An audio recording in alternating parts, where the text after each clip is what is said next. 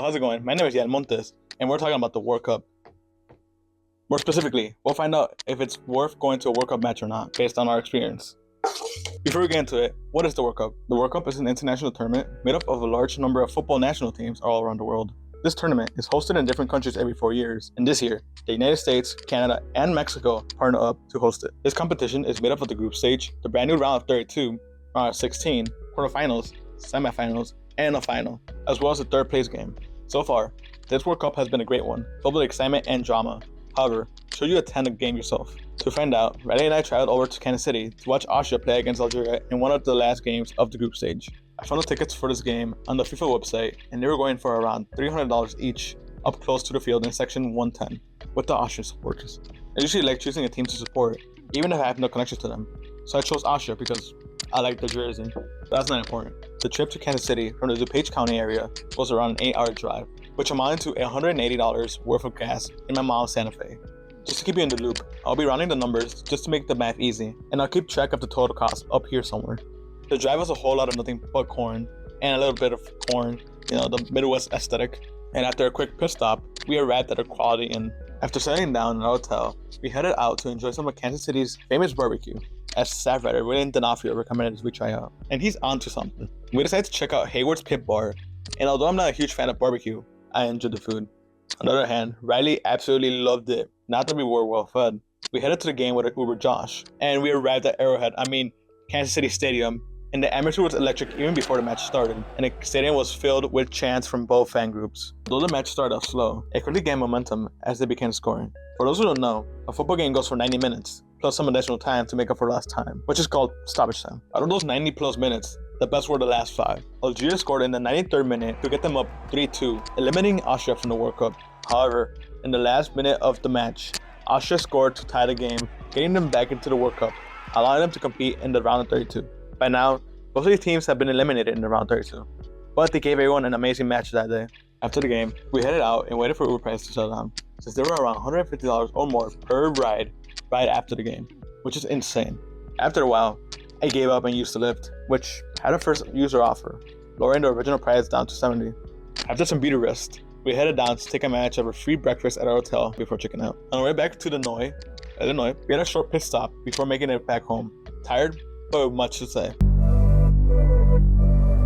Just to get out the way, this game was the best football game I've ever experienced in person. This was the closest I've gotten to true European football, and it was great. Everyone was cheering and following the chants. The stadium was big. Thank you Austria fans for having us in your sports section. The Kansas City trip as a whole was amazing as well. We had new experiences, tried new food, and met new people like Josh, Dom, and Nick. This is all part of the World Cup experience. New experiences. And we had a lot of that. However, it's not all sunshine and rainbows. There's so much good in this tournament. Great games, great experiences, great people. So what could be so bad about it? Well, for starters, and the main thing really, high prices. Many tickets for this match border the thousands range, and you might say, duh, it's the World Cup, but it's not that straightforward. Tickets for the 2022 World Cup in Qatar were much cheaper. You must say, duh, again, inflation, gas prices, whatever else we put value to, but that's just a lazy excuse. The most expensive ticket for a group stage match, Category 1 in Qatar, on average was around the $200 range. I don't think I could find a ticket under $200 for a group stage match we went to. And this includes every category. To give you a better perspective, average Category 1 seats in the Qatar final were around $1,600. I know, a bit pricey.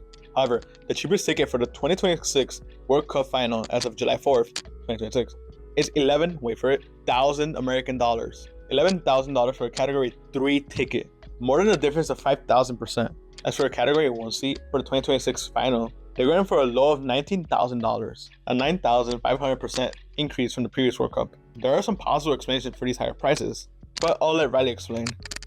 A major cause of the inflation is the implementation of dynamic pricing, which basically means that the demand for tickets dictates the price of them. Games with more popular, appealing teams have a higher demand, and a higher demand means higher ticket prices. With the implementation of the dynamic pricing system, ironically, came scalpers. Now, in theory, dynamic pricing would actually help combat scalpers. You see, with this dynamic pricing system, with the higher demand games already being at a higher value, scalpers would have to pay more and sell for even more to try and make a decent profit from them, which, who would want to pay that much for a ticket?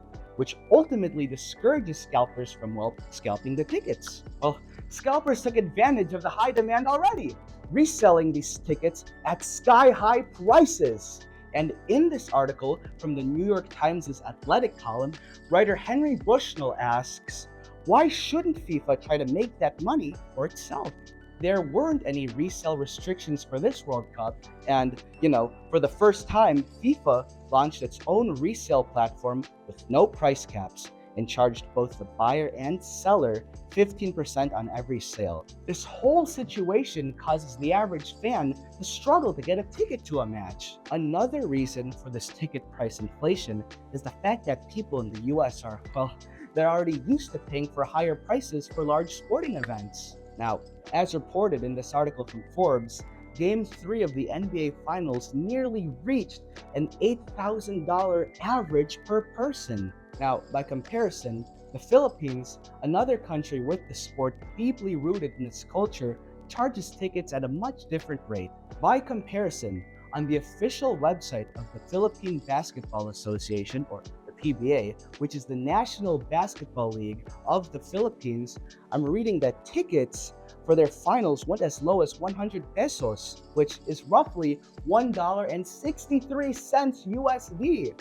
Now, I understand that this comparison was made with an entirely different sport, but it highlights the premium exclusivity that major sporting events are treated here in the United States. But also, in that same article from the New York Times' athletic column, it's written that FIFA's president, Gianni Infantino, talked on the issue of American norms, explaining that the American market is very special, arguing that no one complains about these high prices. Now, obviously, that couldn't be further from the truth. I mean, look at us, we're complaining right now. But if you ask me, in my opinion, it seems as if FIFA seems to really have taken advantage of this high demand.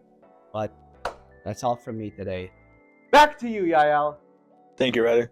As you can see, this World Cup has been affected by greed, and this whole ticket mess makes these dream trips unrealistic to many people. Many miss out on watching their country play from the World Cup, and although this tournament is in our backyard, most people don't live right by a stadium. So not only would they have to pay hundreds to thousands for nosebleeds, they have to account for the cost of stay, including gas, hotel, rideshare, and food. I was fortunate enough to find tickets under $300, and although I had a great time, I'm heavily opposed to these outrageous prices. However, because people keep paying for these tickets, the price continues to stay high. Hold up, we have a hydration break.